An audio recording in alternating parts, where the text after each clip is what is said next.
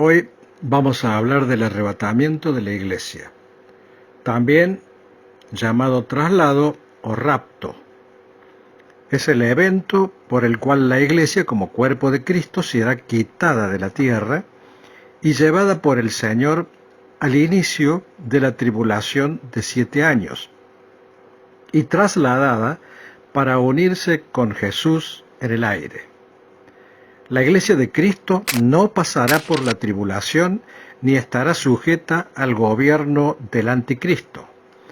Esa es la interpretación que a nuestro juicio prevalece sobre el tiempo en que se producirá el traslado o arrebatamiento, porque surge del método literal de interpretación de las Escrituras.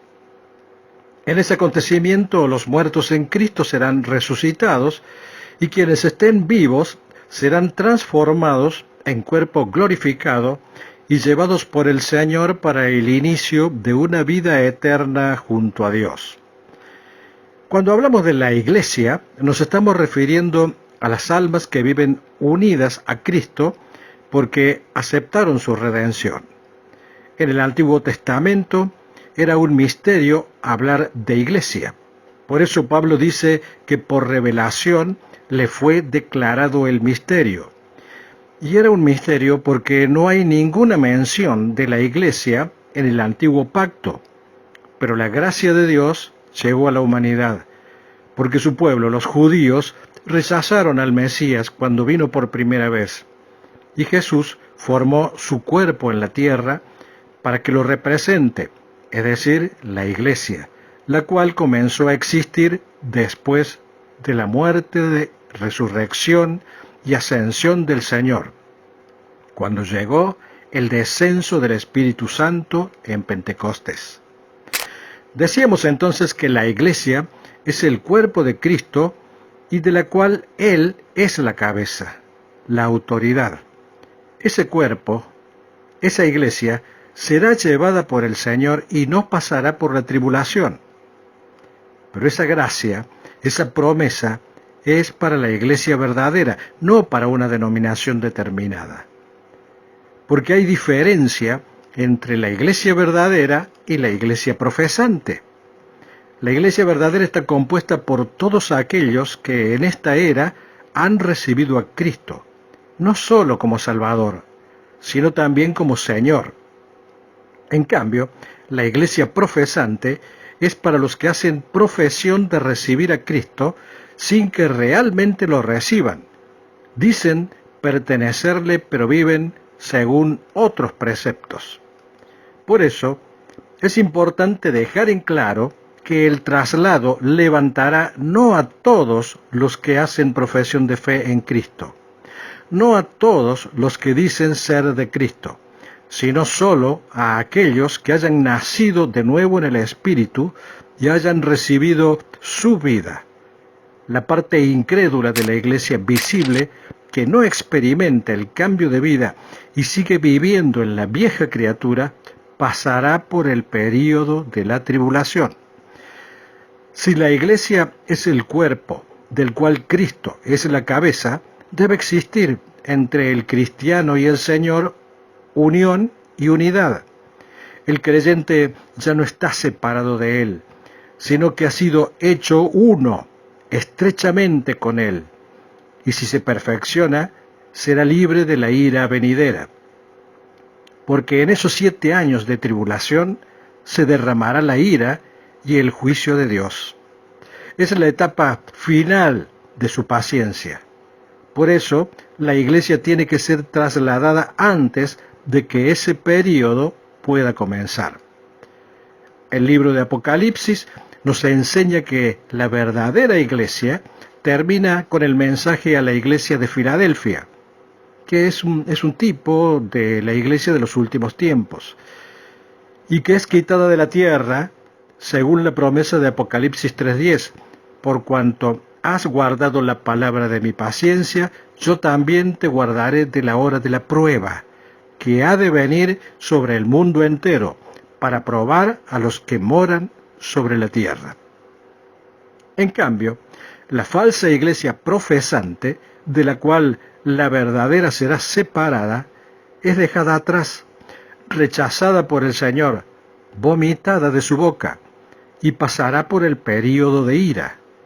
Así lo expresa Apocalipsis 3:16. Por cuanto eres tibio, y no frío ni caliente, te vomitaré de mi boca.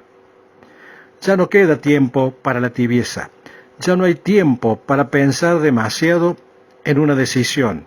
El tiempo de la paciencia del Señor está llegando a su fin. Por tanto, la iglesia verdadera de Cristo, no la profesante, no los que permanecen en la vieja vida alejada de Dios, es la que será liberada de la tribulación.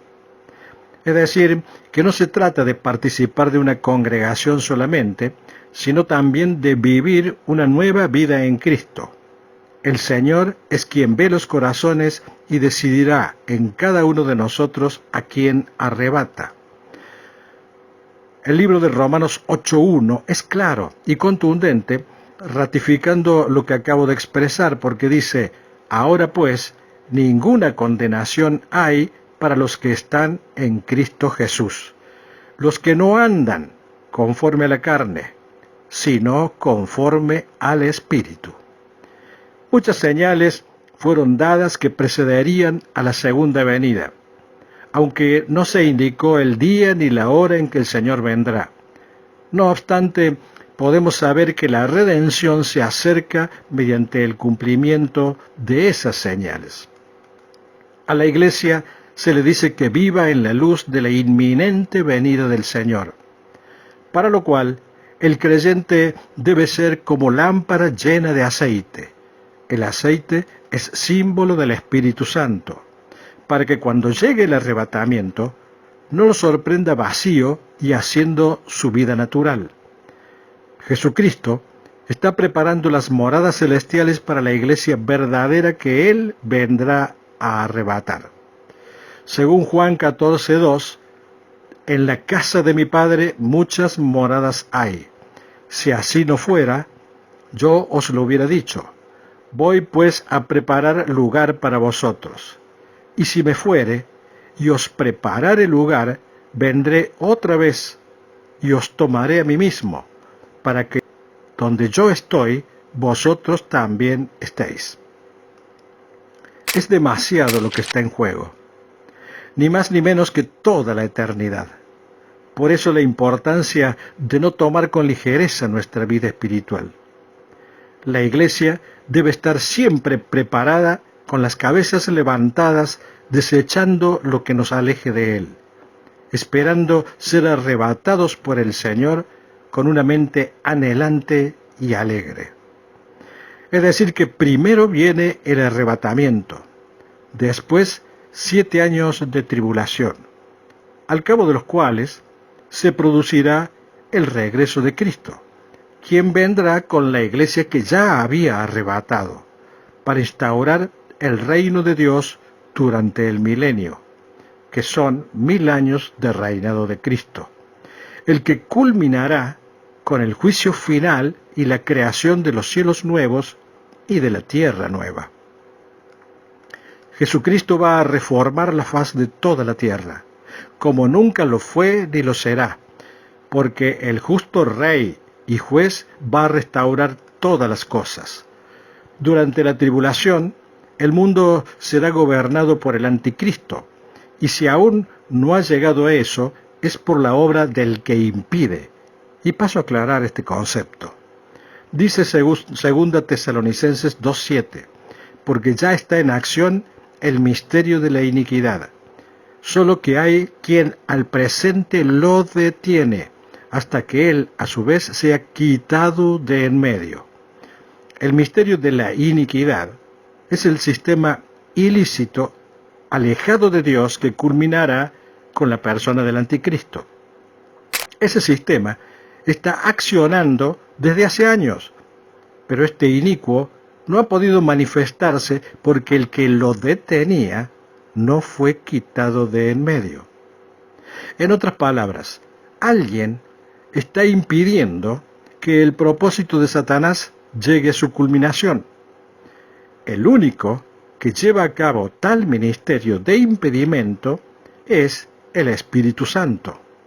Su tarea es la que está impidiendo la manifestación final de Satanás. Mientras el Espíritu Santo resida en la iglesia, que es su templo, esta obra de impedimento continuará, y el hombre de pecado no podrá manifestarse. Solo cuando la iglesia sea arrebatada, ese ministerio de impedimento cesará, y la iniquidad producirá al inicuo, es decir, al anticristo. El Espíritu Santo no va a cesar en su ministerio con el arrebato de la iglesia, ni deja de ser omnipotente con la remoción de ella. Pero el ministerio de impedimento, ese ministerio que impide el obrar de Satanás, sí cesará. El arrebatamiento es una bendición prometida por el Señor para su iglesia verdadera.